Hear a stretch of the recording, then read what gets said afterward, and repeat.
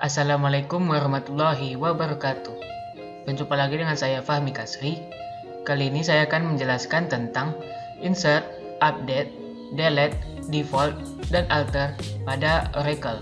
Langkah pertama yang kita lakukan yaitu masuk ke dalam software dan SQL-nya. Nah, setelah kita masuk ke dalam software-nya, selanjutnya kita akan masuk ke dalam user, dimana kali ini saya akan menggunakan user default-nya yaitu user HR. Caranya itu dia mengetikkan connect HR. Kita isi passwordnya.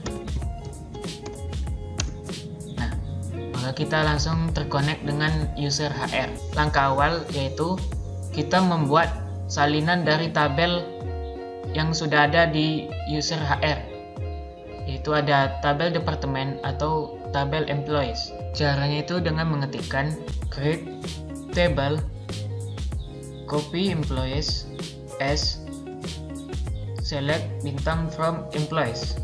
Kita tekan enter, maka tabel salinan terbuat. Selanjutnya saya akan menampilkan tabel yang kita buat tadi. Caranya itu dengan mengetikkan select bintang from, nama tabelnya itu copy employees.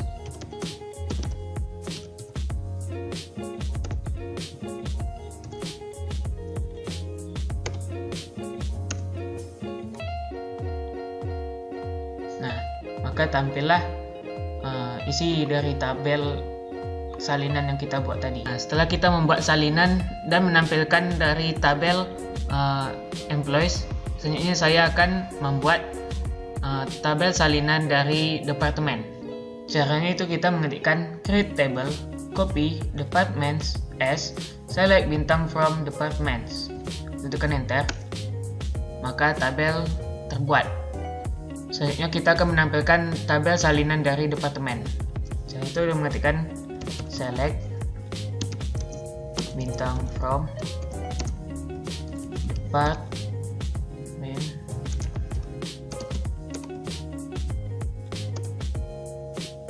enter. Nah, inilah tampilan dari tabel departemen salinan yang kita buat tadi. Selanjutnya saya akan menjelaskan bagaimana caranya melakukan insert pada tabel yang kita buat atau menambahkan value pada row-row tabel yang kita buat tadi. Kali ini saya akan menginsert value pada tabel copy departments. Caranya itu kita mengetikkan insert into copy departments, department ID, department name, manager ID, location ID, value 200, human resource 205, 1500. Kita tekan enter, maka proses dari insert berhasil. Nah, setelah kita menginsertkan data pada tabel copy departments, kita akan mengecek apakah benar-benar berhasil insertnya tadi. Caranya kita mengetikkan select bintang from copy departments. Kita tekan enter.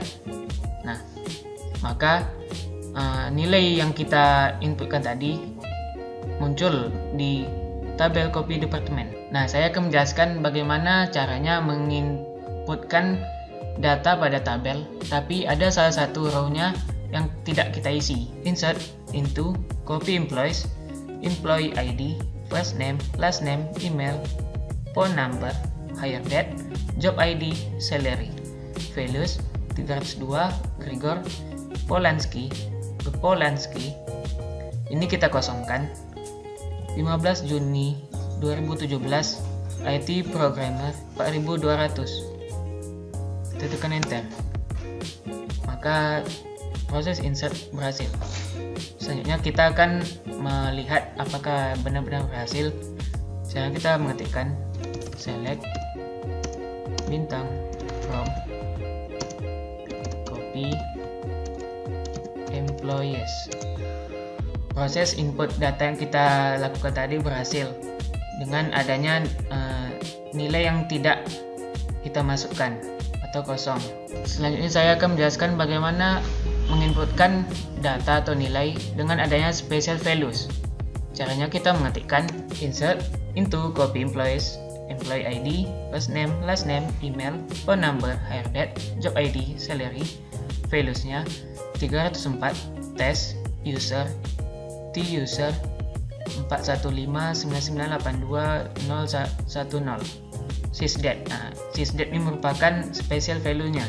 Selanjutnya ada stclear 2500, tekan enter, maka row terbuat. Selanjutnya kita akan mengeceknya. Kita mengetikkan select bintang from copy employees. Nah, setelah kita menampilkan tabel yang kita buat tadi, pada tanggal kita buat sysdate, maka yang tercetak pada tabel merupakan hari ini, dimana ini merupakan special value, yaitu sysdate tadi. Nah, selanjutnya saya akan menjelaskan bagaimana cara update pada tabel salinan yang kita buat tadi. Caranya itu kita mengetikkan update copy employees, set phone number 123456, where employees ID 303. Kita tekan enter, maka row terupdate. Nah, selanjutnya saya akan menjelaskan bagaimana caranya melakukan update pada tabel copy employees. Caranya itu kita mengetikkan update copy employees, set phone number 123456, where employee ID 304. Kita tekan enter, nah, maka row terupdate. Selanjutnya kita akan mengeceknya. Nah, cara mengetikkan select bintang from copy employees.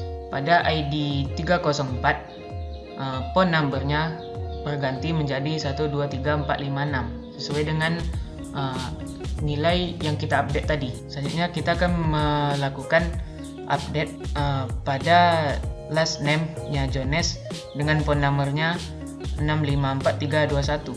Tekan enter. Nah, maka 109 row terupdate. Selanjutnya kita akan mengecek yang kita update tadi.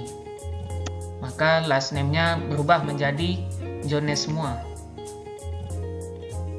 dengan phone number-nya 65431. Selanjutnya saya akan menjelaskan bagaimana cara melakukan update pada kolom dengan menggunakan value subquery. Caranya kita mengetikkan update copy employees, set salary, select salary from copy employees where employees ID sama dengan 302, where employees ID sama dengan 304. Kita tekan enter, maka satu row terupdate. Selanjutnya kita akan mengeceknya. Maka pada salary-nya menjadi sama, dimana pada tadi 302 salary-nya 4200. Nah, pada 304 telah melakukan update dengan nilai yang sama pada 302. Selanjutnya saya akan menjelaskan cara untuk mengupdate dua kolom dengan menggunakan dua subquery. Caranya itu kita mengetikkan update copy employees, set salary, select salary from copy employees where employee ID 302, job ID, select job ID from copy employees where employee ID 302, where employee ID sama dengan 304, dan kita tekan enter, maka satu row terupdate. Apabila kita mengeceknya, nah, maka pada ID 304 telah melakukan update pada kolom job ID dan salary-nya. Selanjutnya saya akan menjelaskan bagaimana caranya mendelete value atau row pada sebuah tabel. Caranya itu kita mengetikkan delete from copy employees where employee ID 303. Itu kita ganti saja, ini 304. Maka apabila kita tekan enter, nah, satu row terdelete. Apabila kita cek, nah, maka row dengan ID 304 telah terhapus. Nah, selanjutnya bagaimana cara menghapus subquery? Caranya itu kita mengetikkan delete from copy employees where department ID sama dengan select department ID from department where department name shipping.